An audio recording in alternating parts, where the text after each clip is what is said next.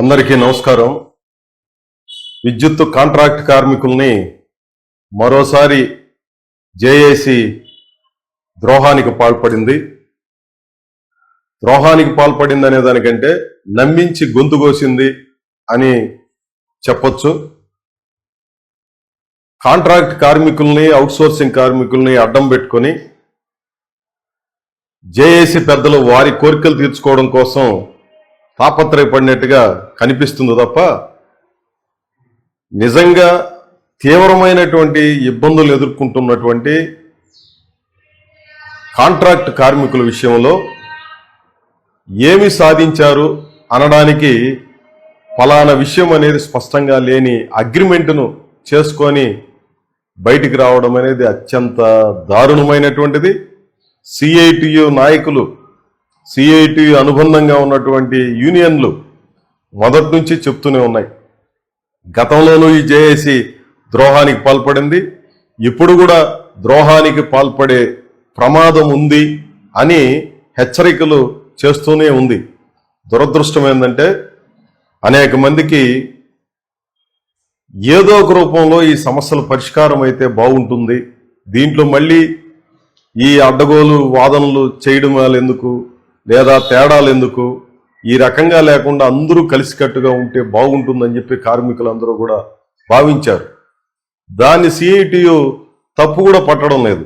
అందుకనే ఒక రకంగా పలు సందర్భాల్లో సిఐటి యూనియన్కి అవమానం చేసిన, వారిని తక్కువ చేసి ప్రవర్తన చేసిన ఈ నాయకులు సిఐటి ఒక్కటే చెప్పింది, కార్మికుల భవిష్యత్తు మనకు ముఖ్యం, కార్మికులందరూ ఐక్యంగా పోరాడుతున్నటువంటి చోట సిఐటియు దూరంగా ఉండడం సమంజసం కాదు, మీరు కూడా దీంట్లో భాగస్వాములు కండి అని చెప్పినటువంటి అభిప్రాయంతో ఉన్నారు కాబట్టి వాళ్ళ ఉద్యమానికి సంపూర్ణమైనటువంటి మద్దతును ప్రకటించాలి, ఈ ఉద్యమం జయప్రదం కావాలని చెప్పి భావించాలి, అందుకు చిత్తశుద్ధితో మీరందరూ కృషి చేయండి అని చెప్పి సిఐటి అనుబంధంగా ఉన్నటువంటి united electricity employees union permanent కావచ్చు, united electricity contract workers union కావచ్చు, ఇదే రకమైనటువంటి డైరెక్షన్స్.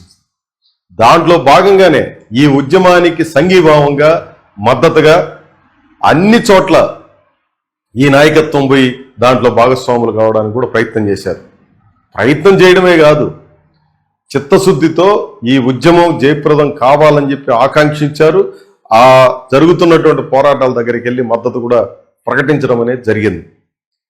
వెళుతున్న కార్మికులను ఎక్కడ ఆపడానికో, మీరు సిఐటిలో ఉన్నారు కాబట్టి ఆ జేఏసీతో మనకు తేడా ఉంది, గతంలో వాళ్ళు ద్రోహం చేశారు అన్నటువంటి అభిప్రాయాలు ఉన్నప్పటికీ ఉద్యమానికి వెళ్ళమని చెప్పి సహకరించింది సిఐటి. కానీ హెచ్చరికలు పదే పదే చేస్తూనే ఉన్నాం, మీరు జాగ్రత్తగా ఉండండి, గతంలో జరిగిన అనుభవం ఒకటి ఉంది, ఈ అనుభవాన్ని దృష్టిలో పెట్టుకొని వ్యవహరించండి అని చెప్పి మళ్ళీ అదే జరిగింది. 100కి 100 పాళ్ళు సిఐటియు ఏదైతే ఊహించిందో ద్రోహం జరగబోతా ఉంది. కొంతమంది తమ వ్యక్తిగత స్వార్థపూరితమైనటువంటి ప్రయోజనాల కోసం ఈ ఉద్యమాన్ని తాకట్టు పెట్టడానికి ప్రయత్నం చేస్తున్నారని చెప్పి మేము చెప్పిన హెచ్చరికలు 100కి 100 పాళ్ళు నిజమయ్యాయి. నిన్న అసలు మొదట ప్రధానమంత్రి గారు వస్తున్నారు కాబట్టి మీరు ఉద్యమాన్ని వాయిదా వేసుకోండి సమ్మెను అని అంటే అంగీకరించారు. అసలు వాస్తవంగా ఆ రోజు తీవ్రమైనటువంటి ఒత్తిడిని పెట్టుండాల. ప్రధానమంత్రి కార్యక్రమం వచ్చినంత మాత్రాన కార్మికుల సమస్యల పరిష్కారం ప్రధానమంత్రి గారు వస్తున్న ముందు రోజు పెట్టినటువంటి కార్యక్రమం ఇది. నెలల తరబడి జేఏసీ తరపున కరపత్రాలు, ప్రకటనలు, వినతి పత్రాలు పదే పదే సమర్పిస్తూ ఉంటే ప్రధానమంత్రి కార్యక్రమాన్ని సాకుగా చూపి వాయిదా వేయమని కోరడంలోనే దీన్ని బలహీనపరచాలన్నటువంటి యాజమాన్య కుట్ర ఉంది. ఆ రోజున అంగీకరించారు, సరే అంగీకరించారు, ప్రధానమంత్రి గారి కార్యక్రమం కాబట్టి అని చెప్పి అనుకున్నాం. 17వ తారీఖున చర్చలో అని చెప్పి పిలిచారు. ఎన్ని గంటలకు పిలిచారు చర్చలని? మధ్యాహ్నం 3 గంటలకు చర్చలని పిలిచారు. 4:30 గంటలకు విజయానంద్ గారు వచ్చారు. రావడంతోనే మేము చెప్పదలుచుకున్న విషయాలన్నీ మీకు చెప్పేశాం, అన్ని మినిట్స్ అక్కడ రెడీ అయి ఉన్నాయి, దాని మీద సంతకాలు పెట్టి సహకరిస్తారో లేదో మీరు తెలుసుకోండి. కాంట్రాక్టు కార్మికులు, అవుట్సోర్సింగ్ కార్మికుల గురించి చర్చించడానికి మాకు వీలు అయ్యే పరిస్థితే లేదు. మేము కొన్ని పద్ధతులకు లోబడి ఉన్నాం. మీరు దానికి అంగీకరిస్తే అంగీకరించండి, లేదా మీ ఇష్టం, మీరు తేల్చుకోండి అని చెప్పి 4:30కు వచ్చిన పెద్ద మనిషి 5 గంటలకంతే అరగంట కూడా లేడు.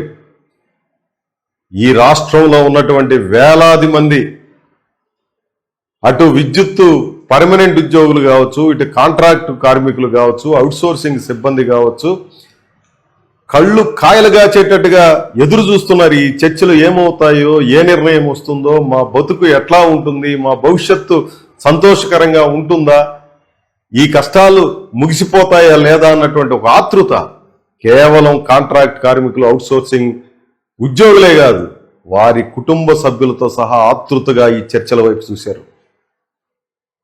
వారి బిడ్డలు, తల్లిదండ్రులు, భార్య, లేదంటే కుటుంబ సభ్యులు, స్నేహితులు అందరూ కూడా మా వాడి జీవితం ఎలా ఉండబోతుంది ఈ చర్చలు నిర్ణయం చేస్తారని చెప్పి టీవీలకు అతుక్కుపోయి ఈ కుటుంబాలన్నీ చూశాయి. ఏం జరిగిందని అంటే కాంట్రాక్ట్ కార్మికుల గురించి మేము పట్టించుకోమని చెప్పి నిర్దయగా ఈ ప్రభుత్వం ప్రకటించిపోతే కళ్ళప్పగించి చూస్తూ ఉండిపోతారా జేఏసీ నాయకులు? ఈ మీటింగ్లో కనీసం మీరు చెబుతున్న దాన్ని మేము ఒప్పుకోం, మొట్టమొదట పరిష్కారం చేయాల్సింది తెలంగాణ తరహాలో విలీనం చేయండి, లేదా మిగిలిన కొన్ని రాష్ట్రాల్లో ఏ పద్ధతులు అయితే ఉద్యోగ భద్రత కల్పించారో ఆ పద్ధతిని పాటించండి అని చెప్పడానికి బదులు నిమ్మకు నీరెత్తినట్టుగా నోట మాట రాకుండా స్థానువుల్లాగా ఎవరి స్థానాల్లో వాళ్ళు కూర్చొని ఉండిపోతే విజయానంద్ గారు వెళ్ళిపోతారు. రాత్రి 12:30 వరకు బయటికి పోతే ఈ కార్మికులు ఏం చేస్తారన్నటువంటి భయంతో 3 గంటలకి 5 గంటలకి అయిపోయినటువంటి చర్చల్ని రాత్రి 12:30 దాకా ఏదో రూపంలో జరుగుతోండాయి అని చెప్పి మభ్యపెట్టి డ్రామా ఆడతారా? ఇదే కార్మికుల్ని మెప్పించడం అంటే? ఇదే కార్మికుల పట్ల వ్యవహరించే తీరు? ఇది ఏమాత్రం సమంజసం కాదు. దురదృష్టం ఏంటంటే ప్రభుత్వం యొక్క వ్యవహార శైలిని ఇక్కడ చర్చించాలి. ఈ విజయానంద్ గారికి థర్డ్ పార్టీ ఏజెన్సీ లేకుండా నేరుగా వేతనాలు ఇవ్వాలి, థర్డ్ పార్టీ ఏంటంటే కాంట్రాక్టర్ ఊరు లేకుండా నేరుగానే వేతనాలు ఇవ్వాలనంటే దాన్ని పరిశీలిస్తారంట. 3వ పార్టీ ఏజెన్సీ తొలగించి నేరుగా చెల్లింపులు చేయండి అన్నటువంటి డిమాండ్ మీద చేస్తే చేస్తామనో, చేయలేదంటే చేయలేమో అని చెప్పి చెప్పాల్సింది పోయి కమిటీ ఏర్పాటు అనేది ఒక దొంగ నాటకం, ఒక నాటకం ఆడడానికి చెబుతున్నటువంటి మాట. కమిటీ ఏర్పాటు చేస్తారా? ఒకే వేతనం అవుట్సోర్సింగ్ కాంట్రాక్ట్ వర్కర్స్ కనంటే 3 నెలల్లో నివేదిక వచ్చిన తర్వాత నిర్ణయం చేస్తారట. సమాన పనికి సమాన వేతనం అని పెట్టిన డిమాండ్ ఇదేమన్నా జేఏసీ డిమాండా? సమాన పనికి సమాన వేతనం అది సుప్రీంకోర్టు చెప్పింది. ఎప్పుడు చెప్పింది? ఎప్పుడో 10-12 ఏళ్ల కిందట చెప్తే ఈ రోజు దాకా అమలు చేయనటువంటి మీ వైఫల్యానికి సిగ్గుపడాల్సింది పోయి దీన్ని కూడా ఒక డిమాండ్గా పెడితే దీన్ని పరిశీలన చేస్తారంట. పరిశీలన చేస్తామంటే డెఫినెట్గా ఇది అమలు కాదనేది దాని అర్థం. ఈ రకమైనటువంటి మోసపూరితంగా ప్రవర్తిస్తారు. వేతన బకాయిలు, service incentive, JLM recruitment, service incentive, retirement, ప్రత్యేక ఆర్థిక లబ్ధి, ఇట్లాంటి కొన్ని సమస్యల్ని ఏదో పరిశీలించి పరిష్కారం చేస్తాము అని చెప్పి వీటిని పరిష్కారం చేసినట్టుగా నటించారు తప్ప ప్రధానమైనటువంటి డిమాండ్ రెగ్యులరైజ్ చేయాలి, తెలంగాణ తరహాలో విలీనం చేయాలన్నటువంటి దాన్ని పట్టించుకోకపోవడం ఎంత బాధాకరం అంటే అంత బాధాకరం. మరణించిన కుటుంబాలకు కారుణ్య నియామకాలు, పదోన్నతులు ఇట్లాంటి విషయాల్లో కూడా ఏ రకమైనటువంటి హామీ లేకుండా ఈ ప్రవర్తన జరగడం చాలా అన్యాయమైనటువంటిది. దీన్ని సిఐటియు తీవ్రంగా వ్యతిరేకిస్తుంది. నేను సూటిగా కొన్ని ప్రశ్నలు ఇక్కడ ఈ ప్రభుత్వానికి కానీ ఈ పెద్ద మనుషులకు అందరికి కూడా నేను అడుగుతున్నా. విజయానంద్ గారికి ఇప్పుడు కొత్తగా కమిటీలేసి పరిశీలన చేసి ఈయన తెలుసుకొని నిర్ణయాలు చేస్తారా? రేపు నెలలో రిటైర్ కాబోతున్నటువంటి విజయానంద్ గారు ఎట్లా కూడా తను తప్పించుకొని వెళ్ళిపోవాలన్నటువంటి దుగ్ధ తప్ప ఏ రకమైన చిత్తశుద్ధి ఈ సందర్భంగా మీరు ప్రదర్శించారా? చీఫ్ సెక్రటరీ హోదాలో ఉండి ట్రాన్స్కోకి లేదా ఈ ఎలక్ట్రిసిటీ వింగ్స్ లో అన్నిటిల్లో పనిచేసి వీటన్నిటి మీద అవగాహన కలిగినటువంటి వ్యక్తిగా విజయానంద్ గారు వీటిని పరిష్కారం చేయకుండా ఒక బెదిరింపు రకంగా ప్రవర్తించడం అనేది ఏ రకంగా సమంజసం? ఎనర్జీ సెక్రటరీగా మీరే ఉంటారు, సిఎండి ట్రాన్స్కోగా మీరే ఉంటారు, చీఫ్ సెక్రటరీగా మీరే ఉంటారు. 3 రకాల పదవులు మీరు అనుభవించవచ్చు. మీరు ఎన్ని రకాల సౌకర్యాలైనా అనుభవించవచ్చు. మీకు జీతం 1000 రూపాయలు తగ్గితే ఒప్పుకుంటారా? మీరు ఎన్ని రకాల పదవులైనా అనుభవిస్తారు. చీఫ్ సెక్రటరీ కంటే పెద్ద పదవి ఏమైనా ఉందా? చీఫ్ సెక్రటరీగా ఉంటూ మీరేమో వాటికంటే తక్కువగా ఉన్నటువంటి ఎనర్జీ సెక్రటరీ పదవులో మీరే కొనసాగుతారు. సిఎండి ట్రాన్స్కో పదవి కూడా మీరే కొనసాగుతారు. కీలకమైనటువంటి పదవుల్లో అన్నిటిలో మీరు ఇంకా ఎందుకు కొనసాగుతున్నారు అనే ప్రశ్నని వేయలేకుండా ఉన్నారు కార్మికులు. షిరిడీ సాయి కంపెనీకి మేలు చేయడం కోసం మీరు 3 పదవుల్లో కొనసాగచ్చు. అదానీ కంపెనీకి మేలు చేయడం కోసం మీరు ఏ పదవులోనే అంటే కింద పదవి కిందన సంతకం మీదే, పైన సంతకం మీదే. మీరైతే ఏమైనా చేయొచ్చు. షిరిడీ కంపెనీకి సబ్ కాంట్రాక్ట్ ఇవ్వడానికి ఏ కమిటీని వేసి నిర్ణయించారు విజయానంద్ గారు? అదానీకి అన్ని రకాల సౌకర్యాలు కల్పించడానికి ఏ అధికారులతో కమిటీ వేసి మీరంతా కూడా పరిశీలన చేసి నిర్ణయాలు చేశారని నేను అడుగుతున్నాను. ఇదేమన్నా న్యాయమా? విజయానంద్ గారికి అయితే ఒక రూలు, కాంట్రాక్ట్ కార్మికుడికైతే ఇంకొక రూలు. కాంట్రాక్ట్ కార్మికులకైతే కమిటీలు వేయాలి, పరిశీలన చేయాలి. ఇవన్నీ కూడా మా విధానాలకు లోబడి లేవు కాబట్టి ఇవన్నీ మేము పరిశీలన చేస్తామని చెప్పి డ్రామాలు ఆడాలి. పర్మనెంట్ ఉద్యోగుల జేఏసీ కాంట్రాక్ట్ కార్మికుల సమస్యల్ని ప్రస్తావన చేస్తే మీరు పర్మనెంట్ సమస్యలు మాట్లాడుకోండి తప్ప కాంట్రాక్ట్ కార్మికుల గురించి మీరు ప్రస్తావన చేయబాకండి, ఇది మా పరిధిలో లేదని కొండబద్దలు కొట్టినట్టు మీరు చెప్పేస్తారా? నేను సూటిగా అడుగుతున్నాను విజయానంద్ గారిని. ఇదే చంద్రబాబు నాయుడు గారి ప్రభుత్వం ఒక మాట చెప్పింది. ఏమని? గత ప్రభుత్వం ఒక ఒప్పందం చేసుకున్నది. ఆ ఒప్పందం గురించి మీకు అందరికి కూడా తెలుసు. అమెరికాలో అదానీ ప్రతినిధుల మీద లేదా అదానీ బంధువుగా ఉన్నటువంటి ఆయన మీద కేసు పెట్టిన విషయం మనకందరూ కూడా తెలుసు. అదానీ కంపెనీ ప్రభుత్వ రంగంలో ఉన్నటువంటి కేంద్ర ప్రభుత్వము అదానీ కంపెనీ కుమ్మక్కయ్యి ఇక్కడ కొన్ని ఒప్పందాలు ఈ ప్రభుత్వంతో గత ప్రభుత్వంతో ఒప్పందం చేసుకుంటే 1,50,000 కోట్ల రూపాయల అవినీతి జరిగింది. ఇది ప్రభుత్వం ప్రజలకి తీవ్రమైనటువంటి నష్టం జరిగింది. ఉత్పత్తి చేసే యూనిట్ ధర బయట చాలా తక్కువ రేటుకి వస్తుంటే 2.5 రూపాయలకి ఒక్కో యూనిట్ విద్యుత్తుని ఒప్పందం చేసుకున్నారు, సౌర విద్యుత్ అని చెప్పి. ఇదే చంద్రబాబు నాయుడు గారు అసెంబ్లీలో పెద్ద పెద్ద స్క్రీన్లు పెట్టి వీటన్నిటినీ ఎక్స్ప్లెయిన్ చేసి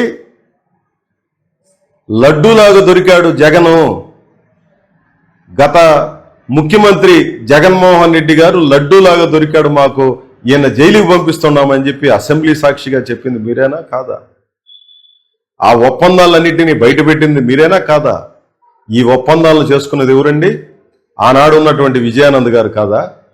ఆ విజయానంద్ గారు మీకు చీఫ్ సెక్రటరీగా బ్రహ్మాండంగా పనికొస్తారు. 1,50,000 కోట్ల రూపాయలు ఈ ఆంధ్ర రాష్ట్ర ప్రజానీకానికి నష్టం చేసినటువంటి అధికారులు మీకు పనిచేస్తాడు. వాళ్ళంతా కూడా బ్రహ్మాండంగా ఇచ్చేస్తారు. అదే విజయానంద్ గారు కాంట్రాక్ట్ కార్మికుల గురించి మాట్లాడమంటే మాకు పరిధిలోకి రాదంటారా?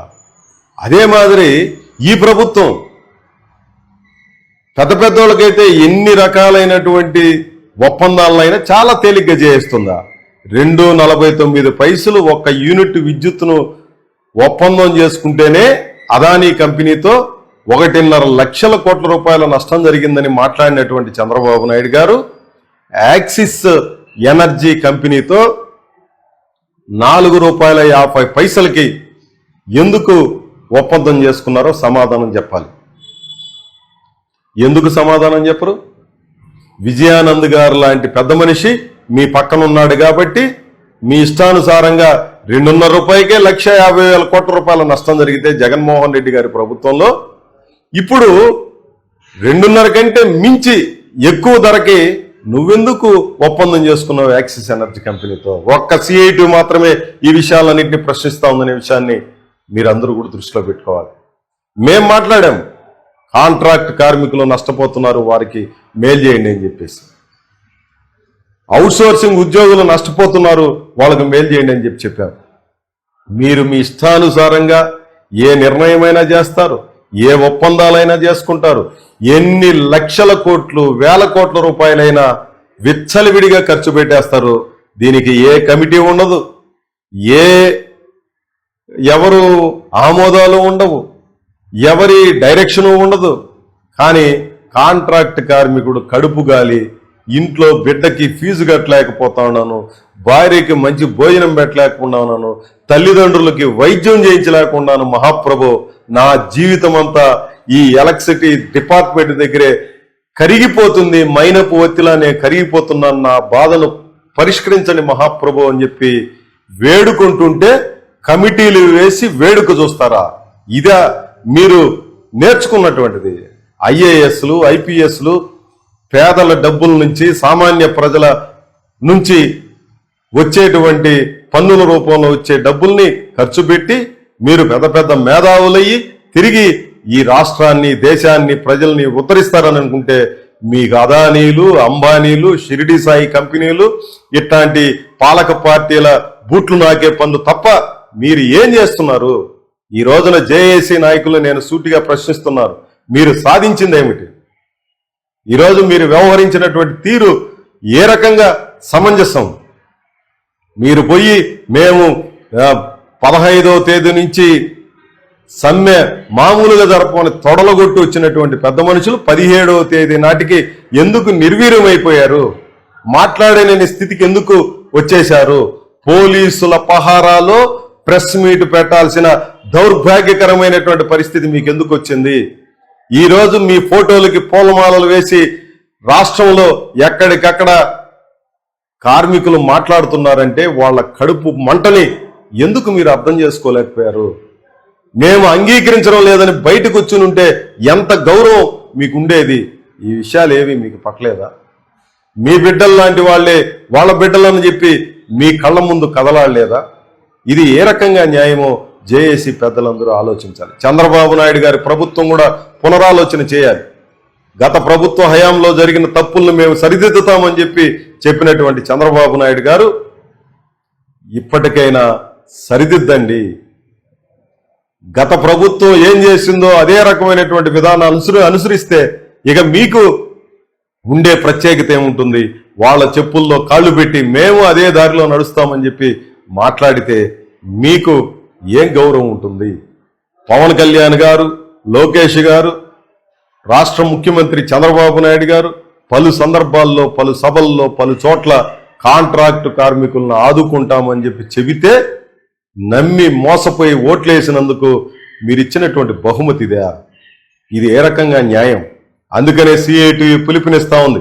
ఈ ఆంధ్ర రాష్ట్రంలో ఉన్నటువంటి యావత్ విద్యుత్ కార్మికులు కళ్ళు తెరవండి, జరిగిన మోసాన్ని గ్రహించండి, ఎదుర్కోండి, ఏమాత్రం వెనకడుగు వేయొద్దు. ఈ ఒప్పందాలతో మనకు సంబంధం లేదు.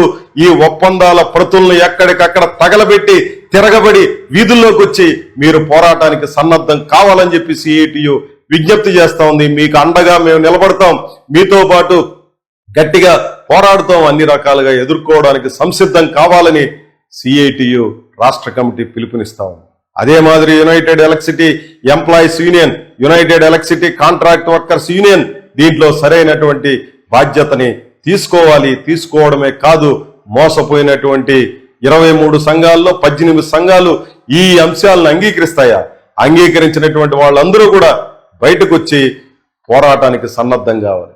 అహాన్ని పక్కన పెట్టండి, కార్మికుల ప్రయోజనాలని ఆలోచించండి. వ్యక్తులుగా ఉన్నటువంటి తేడాలను పక్కన పెట్టి ఉద్యమ ప్రయోజనాలు, కార్మికుల ప్రయోజనాలు, ఈరోజు ఈ కార్మిక వర్గం ఎదుర్కొంటున్నటువంటి ఇబ్బందుల్ని సరైనటువంటి రీతిలో పరిష్కరించడానికి అందరూ ఏకోన్ముఖంతో మరోమారు పోరాటానికి సన్నద్ధం కావాలి. నిన్న జరిగినటువంటి ఒప్పందాలకి కార్మికులకి ఏమాత్రం సంబంధం లేదు అనే విషయాన్ని వెల్లడి చేయడం కోసం ప్రతి ఒక్కరూ తిరుగుబాటుకు సన్నద్ధం కావాలని చెప్పి నేను విజ్ఞప్తి చేస్తూ సెలవు. నమస్కారం మీకు అందరికీ. Welcome to our YouTube channel.